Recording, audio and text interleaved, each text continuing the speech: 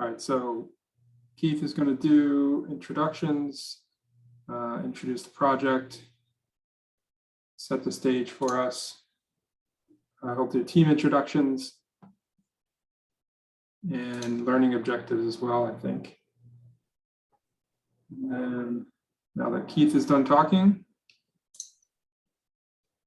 ladies and gentlemen, Travis English.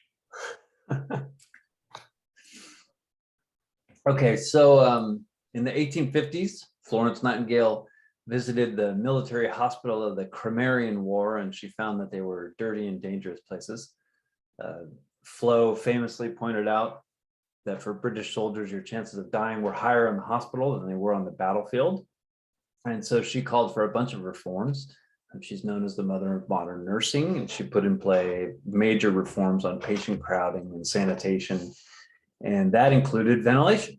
So in her book, she writes about the idea of the smell of the wards, and she urged enough ventilation to keep the air smelling sweet. And so Nightingale wound up having this big impact on healthcare architecture. The standard designs that we use from the 1880s into the 1920s in Europe and the United States were laid out with these wards with open ventilation.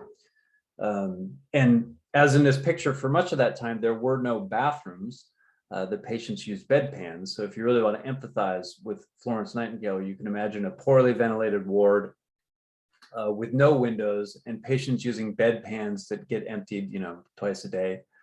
So that's what she meant by the smell. But the legacy of this era is this number. The number is 2 air changes per hour. The architectural literature of the 1870s talks about 100 square foot per bed and 1,000 to 1,500 cubic foot per bed, and then 2,000 to 3,000 cubic foot per hour per bed of ventilation through the natural ventilation, which comes out to 2 air changes per hour. The first document that I've ever seen that actually says 2 air changes per hour comes from this era. It's from 1887. And it's important to talk about this number because 2 air changes per hour is a number that we still use today. It is the single most repeated number in the US ventilation standard. So we're going to talk a lot about this number. It is not an evidence-based number. I call it a horse and buggy number because 2 air changes per hour predates the electric light bulb and cars and modern sanitation and anything like that. So the idea that 2 air changes per hour of outside air is a science-based number or an evidence-based number or anything like that is just kind of crazy. It wasn't a science-based number in the 1880s. It was a rule of thumb so that architects could put in enough windows for natural ventilation. So let's hit the next slide. So first, I'll pull your attention all the way over to the right. In the 2017 standard, you see that number 2 all over. 6/2 means 6 air changes of total air and 2 air changes of outside air. 4/2 means 4 air changes of total air and 2 air changes of outside air. So where do those 6s and the 4s come from? They go back to the 60s and the 70s, 1960s and 1970s. There was a period of code development about a generation ago, but you can kind of see that from around the beginning of the Ronald Reagan presidency, these numbers have been pretty set. We've been using the same ones. So next slide. So our industry is pretty well aware of this. Just a few years ago, 2019, ASHRAE and ASHE and FGI, those are the folks that write the code, co-sponsored a research paper to, and I quote, determine the scientific evidence behind the ventilation standard, which is ASHRAE Standard 170. The research team listed out all the requirements in the standard. There's 887 requirements in the standard, and they classified all them. Some of them were rational, as in they make sense or they're explainable. They classified some of them as being clinical, as in the medical or clinical processes need them. And then they had a whole lot of them where they said their conclusion was we need to find some evidence, or let's see if we can find some literature or some evidence to support the numbers in the standard. More than 2/3 of the standard are neither rational nor clinical, nor did they have any evidence whatsoever to talk about. For the ones that do have evidence, the evidence doesn't necessarily support the number that we have. And of course, a lot of it's very low grade evidence. There's a lot of circular references.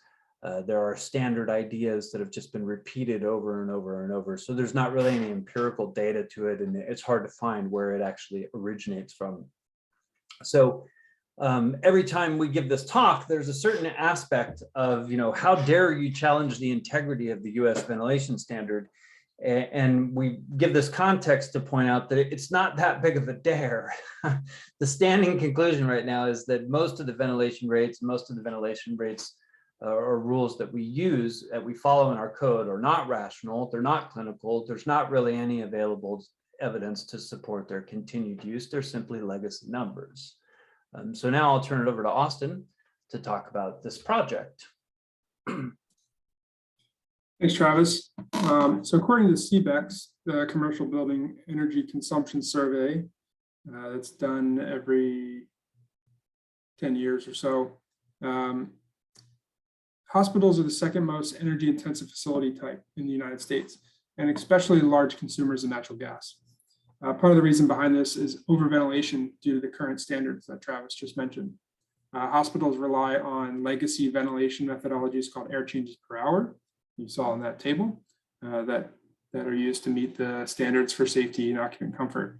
But these air changes per hour aren't based on any air quality measurements, and as Travis alluded to before, are not backed by any kind of scientific research or study.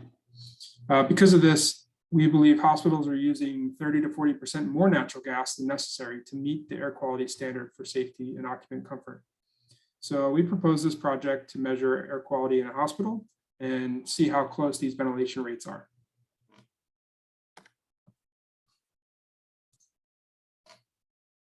Currently, there's a few different standards that are used to design hospital ventilation systems for patient spaces and other high acuity spaces. The code that must be followed is ASHRAE 170.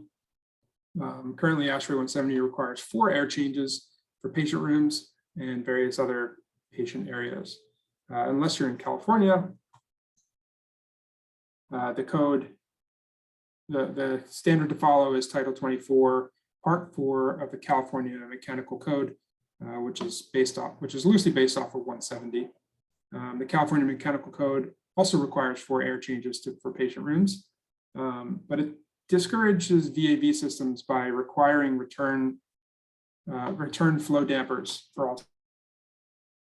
ASHRAE Energy Standard 90.1, it does not require VAV, which means there's a lot of hospitals in California that are running at constant volume because it was cheaper to design and build. So the project site where we did this study, Bay Medical Center in Harbor City. This was done at the North Tower, which was opened in 2015. It's a 4-story patient tower. And it's worth noting that it's constant volume and 100% outside air. So we broke up the project into 3 phases. First is the baseline phase. We installed these Aclima air quality sensors. There's a picture of one on the right there. We installed these in 76 different locations throughout the facility. We picked locations, a variety of locations, so that we had each space type. And each sensor is capable of tracking carbon dioxide, particulates, TVOCs, ozone, temperature, and humidity. And we connected all that to the building automation system and over to a data analytics system called SkySpark, so that we can collect and analyze all that data. The second phase of the project was converting to VAV from constant volume. So we reprogrammed minimum ventilation set points for all zones that did not have pressure requirements, so that met the California Mechanical Code Table 4A 2016 standard. And the third phase is airborne contaminant-based ventilation, what we call it. We reprogrammed the minimum ventilation set points for all administrative areas and non-patient spaces to ASHRAE 62.1. And this is a change that's actually now in the new code, in the 2019 version of California Mechanical Code, which will remove the administrative areas from that space. But at the time of the project, it was new, and we had to go through an alternate method of compliance to achieve that, to get approval from OSHPD on that. OSHPD being the AHJ in California. So just set the stage there for our project and kind of why we're doing this. Wanted to give you an opportunity to ask any questions before we get into the juicy results. No questions? I'll let Travis take it from here. It's our perfect clarity that leads to that lack of question. All right, so let's talk about the air quality data. First off, there's a lot of it. We had 76 sensor locations logging 15-minute interval data for a couple of months over the different phases of this project. So there's millions of lines of data. Temperature, humidity, CO2, particles in units of PN1+. That's numbers of particles 1 micron and above. We also have VOC data, ozone data, and then of course we have the zone data, the building automation system data. So airflow and CFM, heating valve positions, temperature, humidity, things like that. So let's start with the big picture. I'm a mechanical engineer and so is Austin. And us mechanical engineers learned, we've always believed, that a room with 4 air changes would be cleaner than a room with 2 air changes per hour. And a room with 6 air changes per hour would be cleaner than a room with 4 air changes per hour. A room with 12 air changes per hour would definitely be cleaner than a room with 6 air changes per hour. We learned that in school. We have equations for that. On these charts, you can see those dotted and dashed black lines that represent those equations. Those are the theoretical relationships between contamination and air changes. But then you look at the data. Our CO2 data is on the left, and then the right chart here is our particle count data. Air changes, by the way, is on the x-axis. It goes from 0 air changes to 12 air changes on both. And then in both cases, you see that the data points really tightly cluster around a main line, a center line. So essentially, our data does not confirm that theoretical relationship that we learned in school. Rather, what our data says is that once you have a basic minimum amount of ventilation, and 2 air changes per hour, it appears to certainly be that, then the air in the space is basically as clean as it's going to get. The analogy to think about here is the analogy of taking 10 showers a day. Obviously, if you take a shower every day, you'd be cleaner than if you don't. You could probably take 2 showers a day and improve your hygiene. But once you get up to 8 or 10 showers a day, then you're just not getting dirty fast enough for those extra showers to matter, and therefore you're not getting any cleaner. And that seems to be what our data shows. Once you have 1 or 2 or even a half an air change in the space, you've basically overcome the forces of contamination. So that's as clean as your air is going to get. You can drive your ventilation up to 12 air changes per hour. There's not really any benefit to doing so. Let's go ahead and hit the next slide. This is CO2 data for all rooms. So the same kind of chart, we have air changes on the x-axis and CO2 in parts per million on the y-axis. So you know the outdoor air CO2 level is about 460 parts per million. That's an average across the project. Outdoor air CO2 does fluctuate. And so our indoor average concentration was 477. And by the way, these sensors are plus or minus 50 parts per million. So practically speaking, the indoor is the same as the outdoor air if you're looking at it in terms of CO2. You can see some outlier data points, but even there, it's nothing to be shocked about. The thresholds that we had set were at this 1,000 ppm or 1,200 part per million level, which is a pretty common kind of healthy indoor air quality threshold. And we never got anywhere near those for any considerable period of time.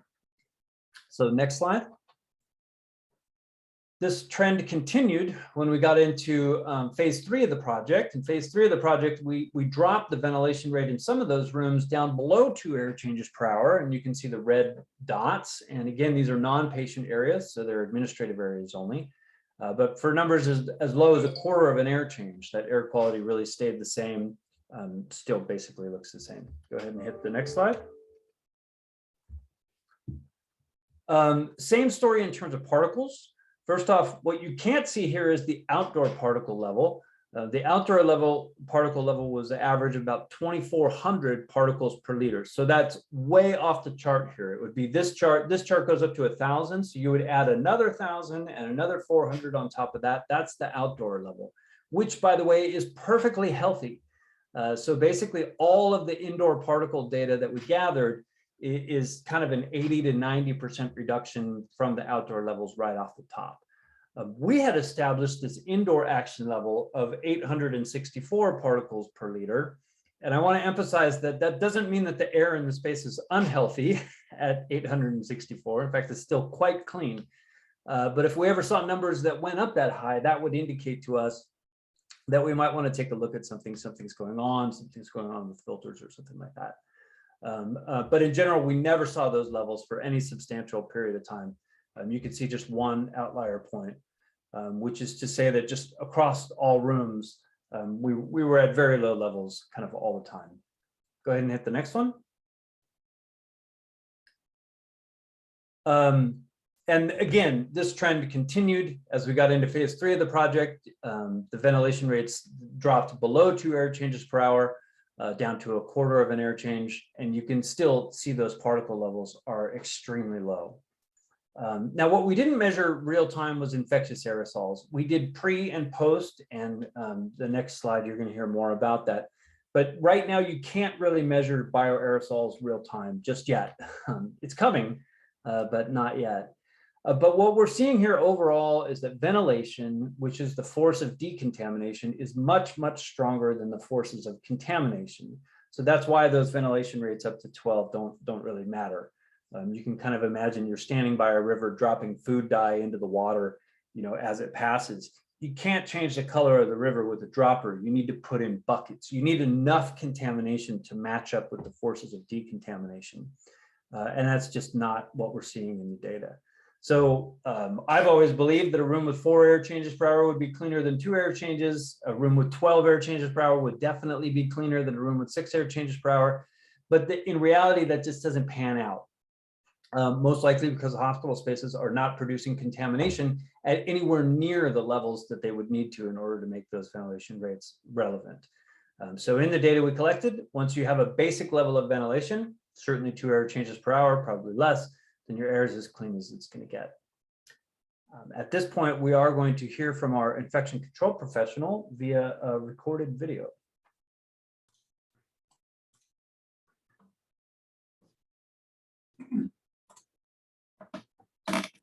So a few takeaways from our infection prevention consultant. If you want to do this in your facility and are worried about the pressure from infection prevention, you should complete the Joint Commission mandated infection control risk assessment.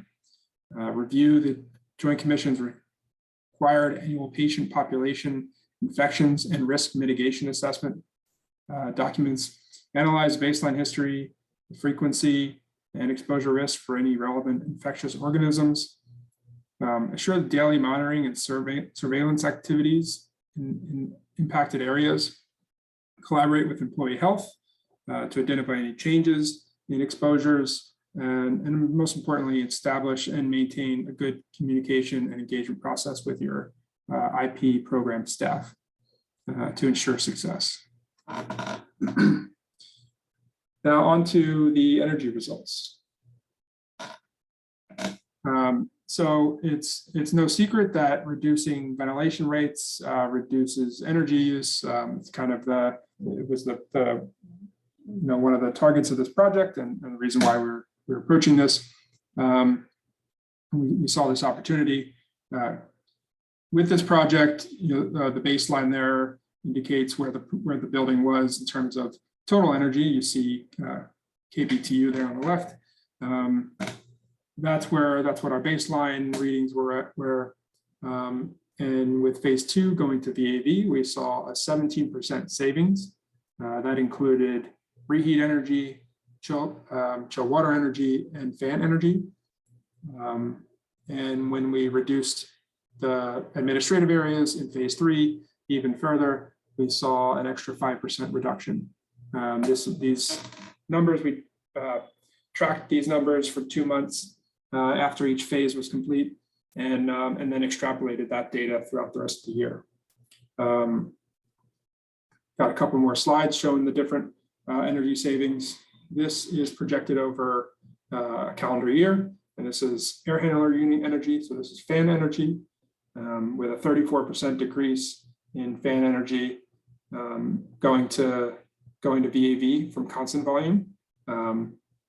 And we saw that fan energy on the data. We saw that fan energy drop almost immediately as soon as we implemented the algorithm and changed the set points, and it for the most part stayed at that minimum, indicating that it had been overventilated and was perfectly satisfied at that minimum level once we allowed it.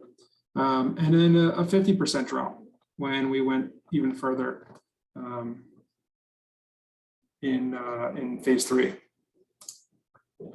For chill water plant data, there's a good amount of savings, 30% down for VAV and 36 for phase 2. Reheat, we see the biggest change there in the winter months, but overall it was a 22% decrease and 29% in phase 3. And overall, you see that's the total savings if you combine all three of these. This is the same information as above, but I wanted to put it in this format just so you can see how much energy in terms of kBTU was saved on the reheat side, that boiler energy. A lot more in terms of actual kBTU, but natural gas is cheap, and so that doesn't actually correlate to a whole lot of dollars when you compare it to the air handling unit and chill water savings, which in California electricity is expensive.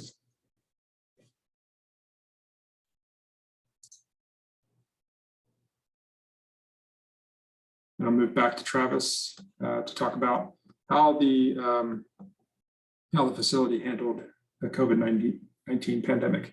Yeah, so this probably won't surprise any of you, but in the early part of 2020, when we went into COVID surge, the hospital, the South Bay Hospital, overrode a lot of these program changes. They also did some other changes to the HVAC system, trying to balance rooms or systems negatives and things like that. The nice part here is that this was all software. So it was actually quite easy to turn off and then turn back on. And then we did hear back from the facility June of 2021 that they turned these features back on. And while this isn't a COVID talk, I do think that that's kind of a neat feature of what we found here. Using software for these types of changes turned out to be a very good thing. So that might happen again. So we might have a need to make some of these programming only changes in the future of the facility. So that worked out well for us. Next slide. So in the state of California, there was a watershed code change in 2019. The state has always required these VAV return boxes for every supply box, not 2019, 2022, sorry. The state has always required these returner VAV boxes for every supply box. That was a California unique piece of code, so it might not affect many of you in the audience. The conclusion that we came to in this research and in the paper that we're publishing comes in with a pretty strong and hard recommendation to remove this piece of code. And that recommendation has already been taken, which is kind of funny. We don't have the final report of the project yet from the Energy Commission, but when it comes out, it'll strongly recommend a code change that's actually already been made. So that's how that goes. Next slide. Fast results. Yeah.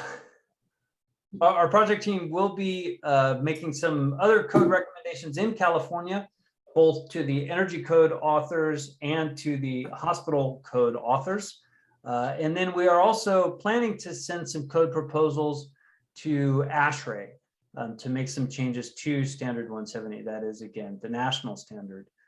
So again, our data showed that the beneficial return on indoor air quality occurs at less than half of an air change.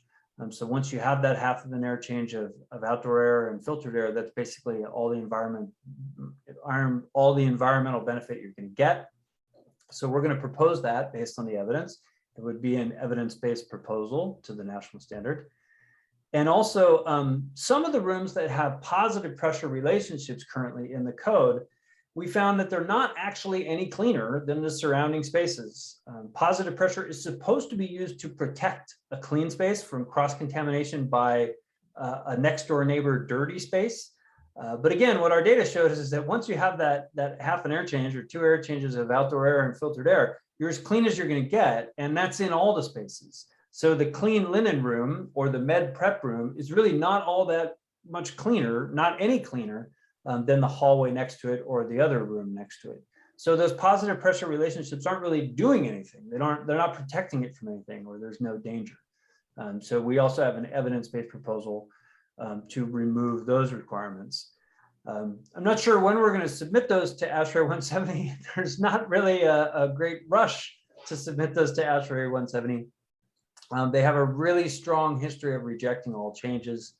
And so it's a majority vote group, and the majority of the group doesn't really want to see any changes in the standards. And right now within ASHRAE, there's no documented rules about evidence or burden of proof. So the majority, who doesn't want to make any changes to the standard, also gets to choose what they consider to be valid evidence or good evidence or not. And so it's very, very likely that we would submit these proposals and they would simply be rejected or thrown out for one reason or another. So we'll maybe bide our time on that one.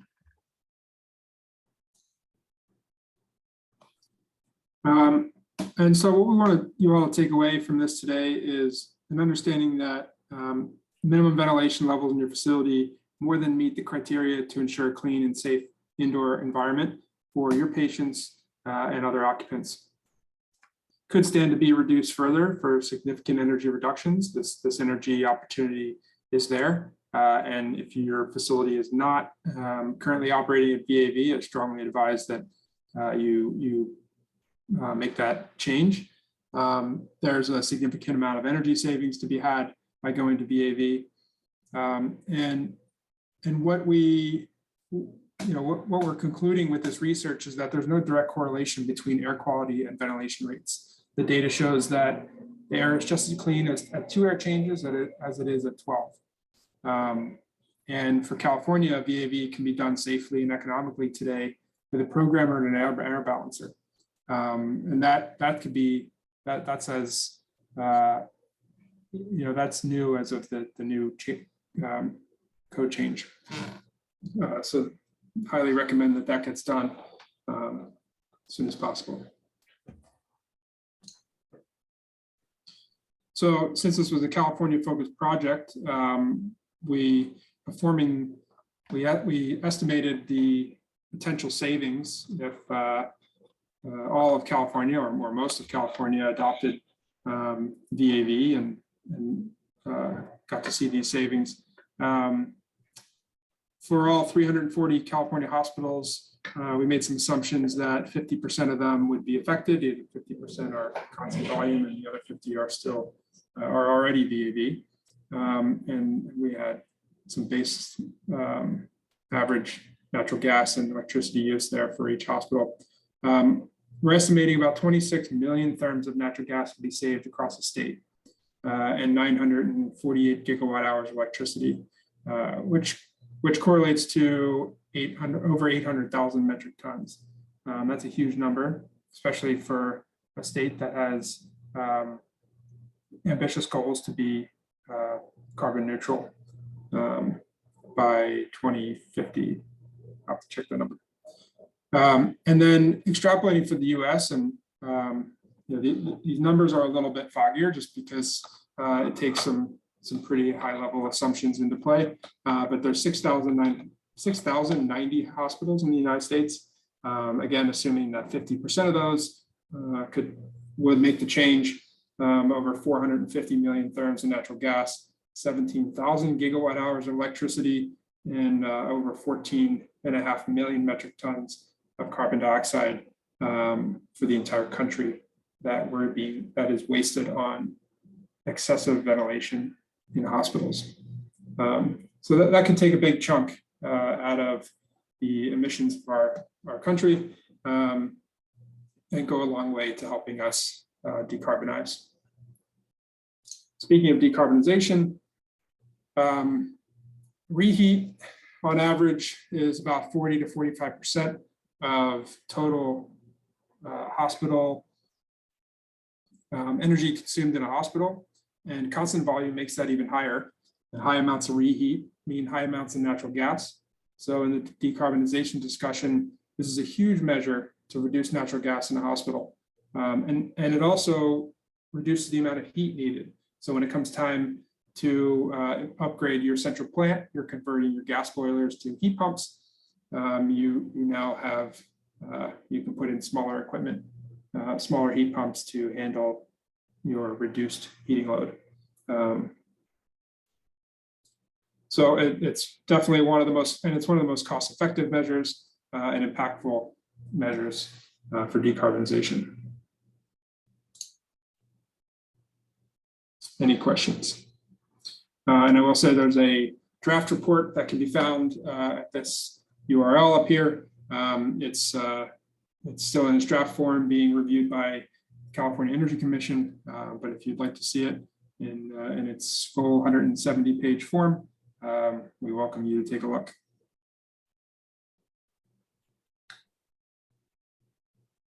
That's good. We're at 40 minutes past.